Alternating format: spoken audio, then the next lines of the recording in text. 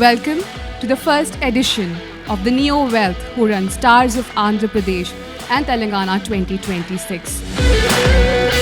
When we put out the Hurun Global Rich List 3-4 years back, we predicted the first trillionaire in the world would come in the year 2030. But seems like we might have the first trillionaire in the next couple of years.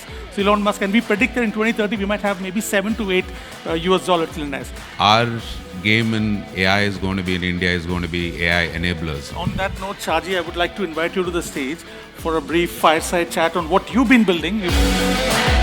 Wealth creation is a representation of your country's progress, right? So wealth creation happens in the business, and we as wealth managers do help preserve and grow that wealth from there. Today, around $3 billion per day investment is going on to AI. And most of the investment is going on to especially chips and the energy required to do the compute. There was a question which you asked that what are the 3 themes, and a lot of people said AI. So in my opinion, those 3 themes would be, one is going to be ocean, the second is going to be nuclear, and the third is going to be the space. Planet Sports is amongst the very few companies globally to be a official partner of all the biggest right holders in the world, which includes FIFA, Olympics, Wimbledon, F1, and all the biggest sporting events in the world. Problem is of a behavior. It's not about the infrastructure. It's not about the available resources. Swachh Bharat came, everything came. But to bring that behavioral change, there is only one thing which can bring the behavioral change is either a fear or a greed. EV is a enabler, one of the enabler for bringing the unit economics. So this is something what I thought, and then India has about 100,000 electric buses, intercity buses. We just want to be the India's #1 players. In China, 75% R&D is funded by private enterprise, not government.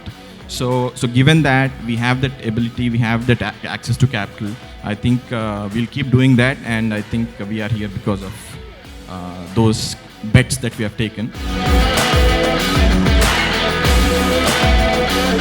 The kind of capabilities that we are building are usable across the stack because we are a component manufacturer. I'm sure as they scale, we'll find opportunities to work together. As our systems become more and more prevalent, I'm sure we'll have to switch off certain grids. Instead of, recreating something, we are utilizing this value chain to cater to, the sovereign needs. Commercialization of space is heavily dependent on cost of space access. And if that reduces by an order of magnitude, the entire globe is going to turn from just an earth-based economy to a space-based economy.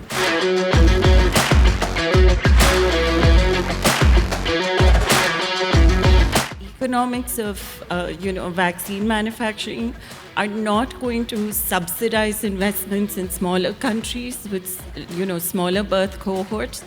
So they'll continue to rely on very efficient health interventions that are economical. Renewable energy is critical for the Indian economy.